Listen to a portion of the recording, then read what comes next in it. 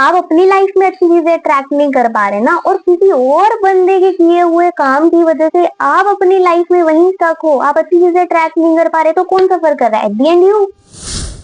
Hi everyone, नमस्ते, कैसे हो आप सब? सबसे पहले तो आपको पहले नवरात्रि की बहुत बहुत शुभकामनाएं। तो आज हम एक बहुत इम्पोर्टेंट टॉपिक पे बात करेंगे, जो है मैनिफेस्टेशन। आप सब मैनिफेस्टेशन करने की कोशिश कर रहे होंगे, कुछ ना कुछ मैनिफेस्ट करने का ट्राई कर रहे होंगे, वेरियस टेक्निक्स यूज कर रहे होंगे, लेकिन तब भी आपकी मैनिफेस्टेशन रियलिटी में कन्वर्ट नहीं हो रही है। क्या रोक रहा है आपको? कभी सोचा? अब सोचते हैं। आप खुद को हील नहीं कर पाए। कोई भी अच्छी चीज आप तक कैसे आएगी जब तक आपने पुरानी बुरी चीजें खत्म नहीं करी है। फॉर एग्जाम्पल, आज से 1 महीने पहले किसी ने आपको कोई बात कही, वो आपको बहुत बुरी लगी है, किसी ने कुछ किया, उस एक्शन ने आपको बहुत हर्ट किया है, और आप अभी भी उसी बात को लेके बैठे हुए हो, लेकिन आप मैनिफेस्टेशन टेक्निक कर रहे हो 369 या 555। आप ये मैनिफेस्टेशन करने की कोशिश कर रहे हो, लेकिन अंदर से आप अभी भी हर्ट हो, तो वो मैनिफेस्टेशन आपकी पूरी होगी कैसे? आपने जगह बनाई अपने में, अपनी लाइफ में कुछ नया अट्रैक्ट करने की? नहीं बनाएंगे ना। ये तो 1 महीने पहले वाली बात होगी। सपोज आपका कोई चाइल्डहुड ट्रॉमा रहा है, सबका रहा होता है, कोई ना कोई चाइल्डहुड ट्रॉमा सबका होता है। बचपन की कोई बात, कोई इंसिडेंट आपको अभी तक हर्ट करता है, और वो चाइल्डहुड ट्रॉमा तुम्हारी पर्सनैलिटी फ्रेम करते हैं। अभी हम जो है ना, उसका हमारे चाइल्डहुड पर बहुत ज्यादा इम्पैक्ट रहता है, आई नो। पर अगर आप जिससे भी अभी मिल रहे हो, आप यही बात कर रहे हो कि पता है बचपन में मेरे साथ ये हुआ, वो केस अलग है जिसने कभी बात ही नहीं की, उनका केस अलग है। उनको कभी तो बात करनी पड़ेगी, कभी तो ओपन अप होना पड़ेगा, वो चीज को बाहर निकालना पड़ेगा ना। लेकिन जो हमेशा ही बात कर रहे हैं, सपोज अभी 6 मंथ पहले आपको किसी ने डांट दिया, और आप अभी तक उस पर्सन के अगेंस्ट ग्रजेस होल्ड करके रखे हुए हो अपने मन में, और जो भी मिल रहा है उसको यही बता रहे हो, भाई उसने ये किया, उसने ये किया, उसने वो किया, उसने वो किया। तो फिर आप में, आपके दिल में जगह कहाँ है कुछ अच्छे एक्सपीरियंस को अट्रैक्ट करने की? कैसे होगी? वो नहीं होगी ना। आपने देखा होगा लोगों को, वो हमेशा स्क्रिप्ट करते रहेंगे, हमेशा क्रिटिसाइज करते रहेंगे दूसरों को। वो ऐसे करता है, वो ऐसे करता है, वो ये काम गलत करता है, वो इतने बजे सोता है, वो इतने बजे उठता है, वो ऐसे चलता है, वो ऐसे बोलता है ना। एंड मतलब खुद पे काम नहीं करना है, खुद को नहीं देखना है, लेकिन दूसरों को देखना है। ये चीज सबसे ज्यादा टॉक्सिक होती है, और ये चीज किसी की भी लाइफ में अच्छी चीजें अट्रैक्ट नहीं होने देती। अगर हमको दिख ही सिर्फ गलत रहा है, अगर हम देख ही गलत रहे हैं, तो सही कहां से आएगा हम तक? सही पहुंचेगा कैसे हम तक? लोगों में गलत मत देखो। नॉर्मली भी ऐसे हम घर पे भी बात कर लेते, अरे यार वो ना ऐसा है, वो रिश्तेदार ना ऐसा है, वो वैसा है, वो वैसा है। और कर क्या रहे हैं हम? मैनिफेस्टेशन। क्या मैनिफेस्टेशन कर रहे हैं? मैं हमेशा खुश रहूं।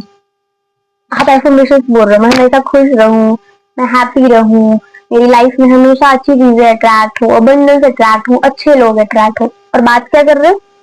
यार वो रिश्तेदार ना वैसा है, वो ना ऐसी बात करता है, वो उनके घर पे ना उनकी बेटी इतने बजे सो के उठती है, वो ये कर रही है, वो कर रहा है, उनका बेटा ऐसा है, उनकी बहू ऐसी है।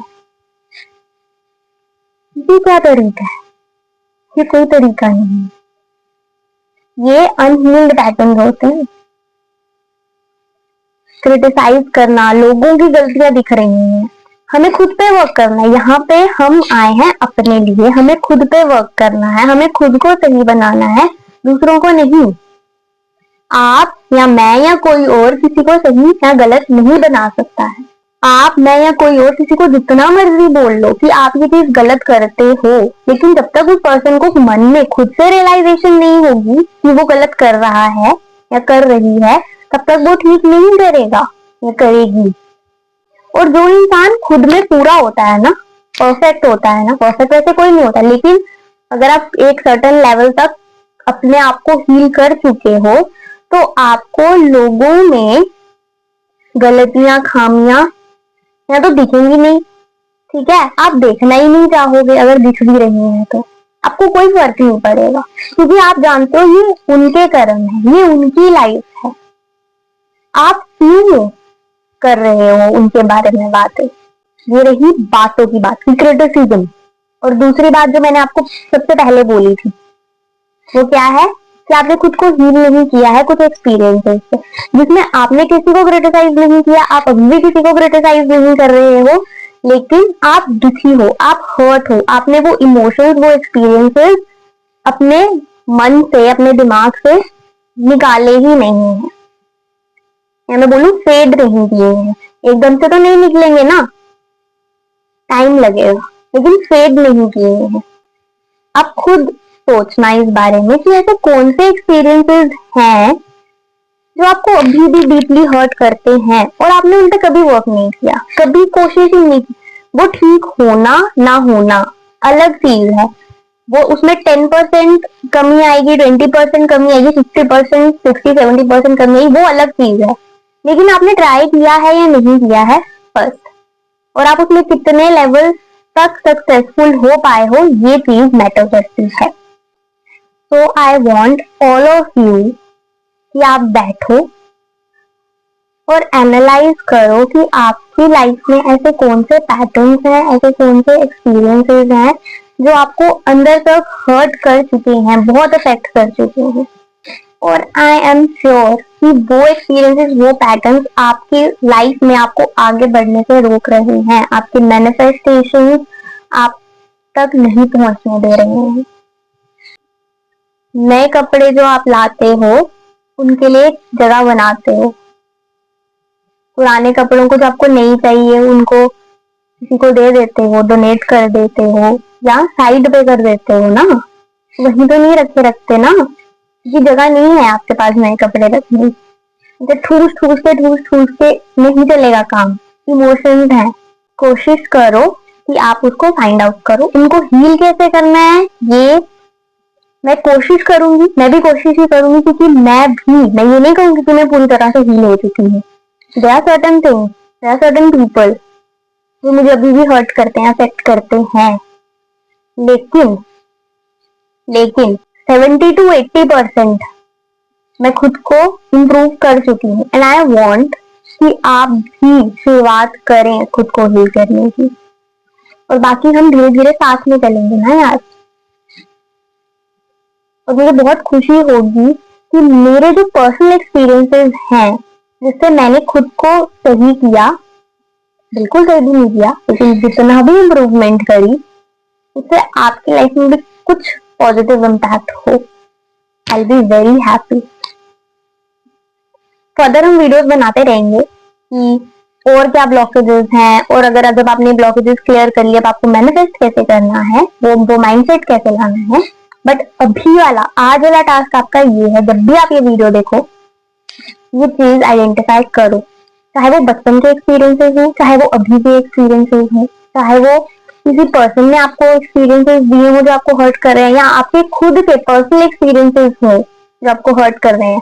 आपने खुद में कोई चीज ऐसी करी जिसको लेकर आप बहुत गिल्ट में हो, बहुत रिग्रेट कर रहे हो, वो कुछ भी हो सकता है, पर अब हमें उसको जाने देना है ताकि हम कुछ अच्छा अट्रैक्ट करें अपनी लाइफ में। I hope I am making some sense to you.